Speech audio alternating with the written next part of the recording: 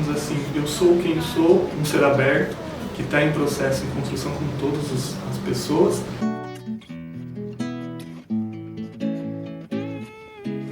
Eu digo que a psicologia, novamente, não só me salvou, mas me fez conhecer um mundo do qual eu não tinha visão, do qual eu não conseguia acessar. Então, assim, meu grande objetivo é justamente de tentar fazer aquilo que fizeram comigo no passado, que a psicologia fez comigo no passado, que é de tentar sair desse casulo e falar, olha, vai, né, acredita. Eu sei que tem altos e barrancos, assim, tem altos e baixos, mas a vida na solitude, na solidão no caso, né, ela é muito insuportável.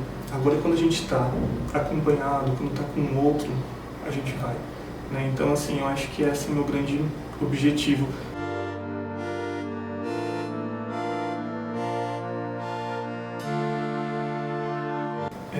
Bom, eu escrevi um livro chamado Vida, Adoecimento e Suicídio, o racismo na produção do conhecimento sobre jovens negros LGBTs.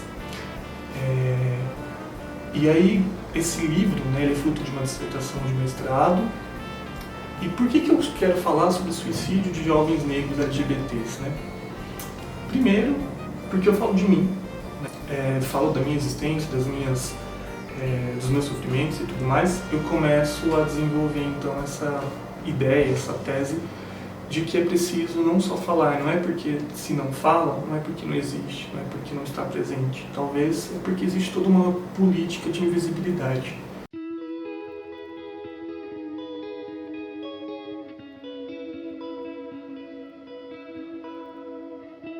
E é desafiador, né? Não só falar sobre, mas tensionar também, porque quando eu produzo esse livro, e depois ele está sendo circulado, critico, mas ao mesmo tempo denuncio, acho que essa é a palavra, a sociedade, no sentido de que, ei, qual vida a gente está lutando, qual vida importa, qual existência importa. Então, tem muitas questões assim que vão muito além, por exemplo, somente da discussão do suicídio em si. Como existir, como ser negro num contexto que nos aniquila, nos extermina? Como, por exemplo, produzir uma percepção positiva de si num contexto, num cenário que só demarca que, por exemplo, ser negro é ladrão, sujo, imoral? Nós nascemos, né, eu sempre soube que eu era negro, né? Sou de uma família interracial, uma família por parte de pessoas brancas e pessoas negras. Nunca consegui ter percepção dessas microviolências ou dessas possíveis discriminações. Mas quando eu passo a construir uma identidade positivada, uma identidade negra, que é se tornar-se negro, eu começo a ressignificar muitas coisas. Porque, por exemplo, né, a gente fala que é difícil, é doloroso, o racismo desumaniza o indivíduo, porque é doloroso você estar todo o tempo, liga a TV, pode ser eu, assassinado no mercado, assassinado, enfim, numa questão X ou Y ou W. Então, assim, como, por exemplo, construir uma identidade positivada de si num contexto, numa realidade que te coloca ali na margem, né?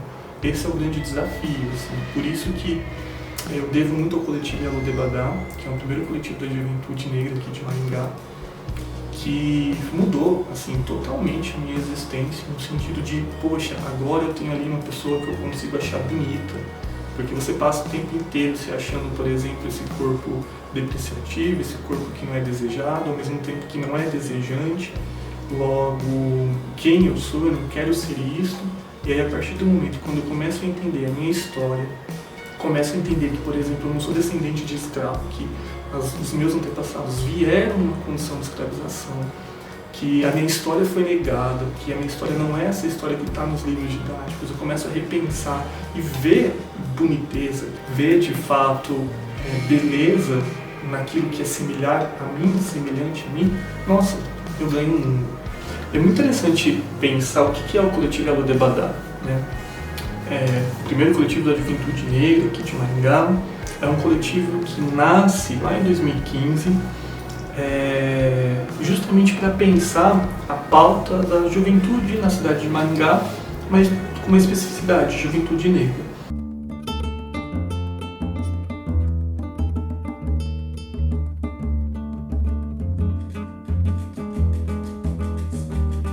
sempre quando eu falo disso, me vem na memória, por exemplo, Pantera Negra, né?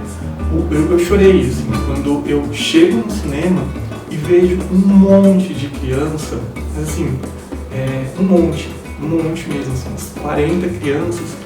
Quando logo começou o filme, várias começaram a gritar, parece comigo, olha, e saem assim, o filme inteiro, eles em êxtase, assim, e aquilo não foi um atrapalho para mim, no sentido atrapalhou a minha vivência com o filme, minha conexão com o filme, porque eu também estava igual eles, né, conectado com os olhos, amando aquilo.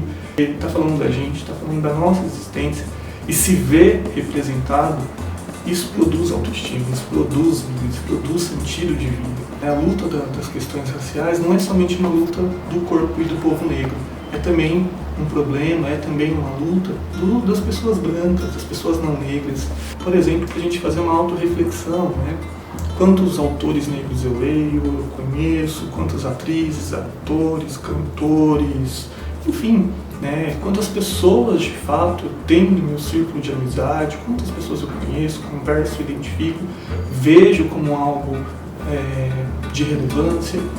E isso é uma questão muito importante porque eu sempre pontuo a diferença pela diferença em pensamentos, em perspectivas, em estilos, em saberes, em conhecimentos, é maravilhosa. Essa diferença a gente deve valorizar. Mas aquela diferença que produz uma desigualdade, uma hierarquização, um abismo social, essa diferença a gente deve romper. A gente deve todos e todas lutar, né, para que esse abismo possa se tornar cada vez mais menor. Então, vida para mim é poder ser escutado, é poder se falar, é poder falar, sobretudo, né, mas sobretudo escutar, tocar, afetar os demais.